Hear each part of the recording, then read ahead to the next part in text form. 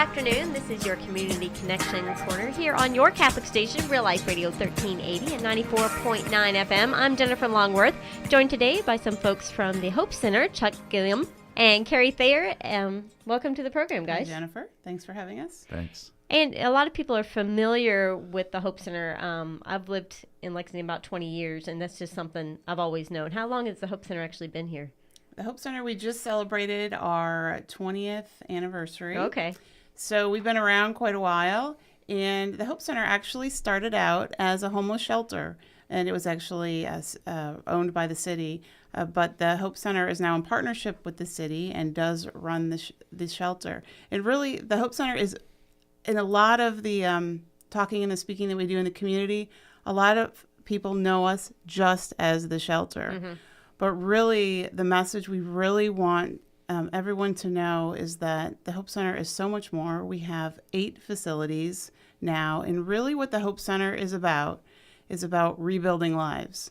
It's about second chances. It's about addressing the underlying causes of homelessness. Mm-hmm. Now, while we do provide food, clothing, housing for those who are in need, and that need was never more evident than this past winter when it was sub-zero temperatures, and the press was kind of camped out at the emergency shelter. But that is just one. True. That is just one aspect of what we do, and addressing the underlying causes of homelessness requires many different levels and programs. So the first thing that would happen is every client that comes through the doors at the Hope Center emergency shelter does have a caseworker, and they will determine what's going on with them. Why are they homeless? And the number one reason for homelessness is drug and alcohol addiction. So addiction is the number one reason. It's over 60%. So it's a really high percentage.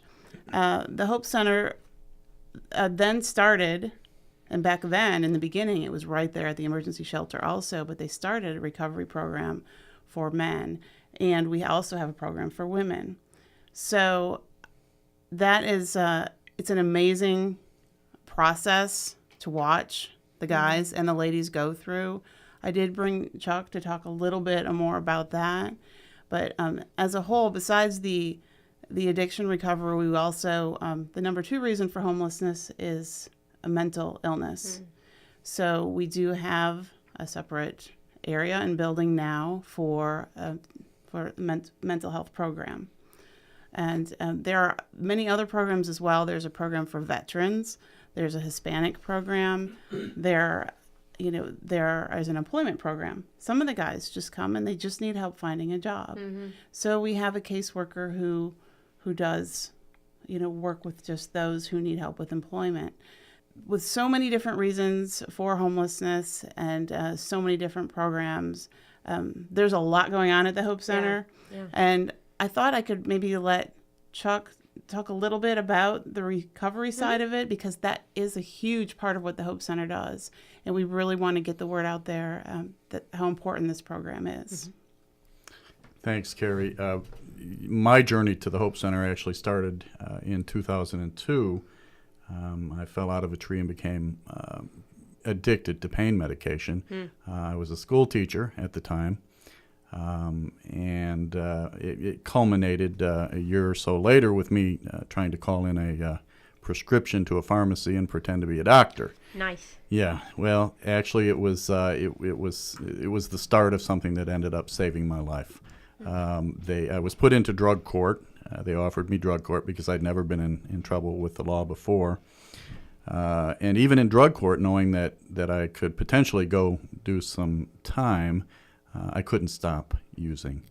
And I think after about my 3rd or 4th dirty drop in drug court, the judge, I'll never forget that day, he literally rose up off the bench and shook his finger at me and said, "Mr. Gilliam, you're a lost soul."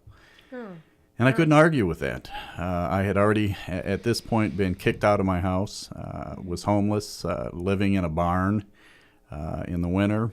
The only thing that mattered to me was getting the dope that I needed, After a certain amount of time, addiction morphs into something.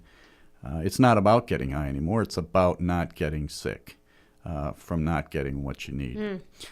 So the judge pointed at me, called me a lost soul, and then the next words out of his mouth were, there's a place in Lexington called the Hope Center. And I pretty much said, where do I sign?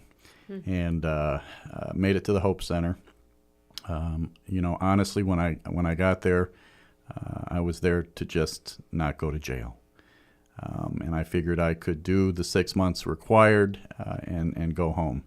The Hope Center had other plans for me, and God had other plans for me. One of the first things I heard when I got there is that there has to be a spiritual awakening. And I didn't know how that was going to look for me, but about halfway into the program, it happened for me. I ended up completing the program. I was offered a staff position later that same year, and that was in 2005. Wow. And I've been blessed to work for the Hope Center for all these years. I just recently celebrated 9 years of being clean and sober. Congratulations. Thank you. That's awesome. I appreciate that. One of the things that we tell the guys, and one of the things that was told to me, is that we have to reach back to those that are coming behind us. We have to give it away to keep it. So we really push that on our clients. When you complete the program, make yourself available to the new ones that are coming in the program, and it works. It works for me. We're the model for all the other Recovery Kentucky programs that have opened up around the state. They're modeled after us because we're very good at what we do. The Hope Center saved my life, and I'm not confused about that. And I've been blessed to share that message with, probably hundreds and hundreds of clients that have come through since I came through. So how does the recovery program work? The drug court was like, you need to get there. Right. So you show up and Well, you get there, we get guys from all different types of referrals. I mean, drug court, we have a contract with Kentucky Department of Corrections to give their guys recovery services. And we have a lot of men that just walk through the front door at the Hope Center and say, I'm sick and tired of being sick and tired. I need help. And then, everybody sees the intake office, and the intake office usually does an assessment. And if it's determined that person needs services in the recovery program, they're referred there. Of course, if they need mental health help, they're referred there. We also are blessed to have what we call a dual diagnosis program.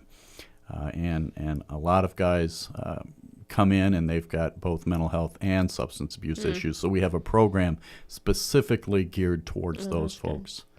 And then you get in the program. It takes about 6 months to complete. It takes as long as it takes because our philosophy is that drugs and alcohol are just a symptom of something deeper, that there's something inside us that makes us want to change the way we feel. So it takes 6 months because we have to look pretty deep inside and find out what is it that makes us want to change the way we feel.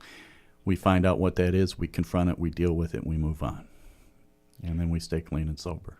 Well, how many people do you have in the program at one time? I looked this morning because I knew I was coming here. We have 211 right now. Wow. Yeah, we have two huge buildings, the Jacobs House and the Privet Center. So between those two, we have 211. That's pretty amazing when you say you have 8 buildings of the Hope Center now, just starting on that one, building on Loudon, which has even expanded and been redone and everything. It It's really just amazing. is. The Hope Center, with all of its programs, sleep about 800 every single night. Wow. So that's a lot. It's a small little city in and of itself. Is the Hope Center and every one of every client is trying to better themselves and trying to figure out how to become a self-sustaining member of society and how to live a better life. And you guys kind of work together as a community. You mentioned it being a little city, but there's different responsibilities. Right, I remember us talking, Carrie, about cooking and cleaning, and the guys in the program have to take on those things too. Yeah, a lot of times, we get guys that really haven't had a lot of responsibility in their lives, and we put them in positions of responsibility. Kitchen. We have a client job called kitchen supervisor, and they're given the responsibility of helping to run the kitchen, and that changes people too when they get in there and see that they can actually do something. And do it well, clean and sober. It's an eye-opening experience for a lot of our guys. And we've had guys that have went into, I think we've had 3 or 4 that have went to culinary school just because of their job in the kitchen. That's excellent. Yes, yeah. So if there was like one thing you can tell someone who might need the program but is kind of hesitant, what would you encourage them? How would you encourage them to really seek help? Well, like I said, they show up at the Hope Center and say they're sick and tired of being sick and tired. If you're tired of living the kind of life that you're living, come see us, and we can talk to you about what your options are. You don't have to live that way. It's your choice. You can choose recovery, and we don't charge for our services. If you're living in Lexington and you've got a problem, or in Fayette County and you've got a problem, we're not going to charge you. You need to come and see us and let us do what we do best. And the website is hopectr.org. Yes. And when we come back from the break, we're going to talk more about the women's program of the Hope Center. And thank you, Chuck, for joining us and for thanks. your inspiration, your support for the other guys who are, and you've been where they are. Thank you. Appreciate it. This is your Community Connection Corner here on your Catholic station, Real Life Radio 1380 and 94.9 FM, WMJR, Nicholasville, Lexington.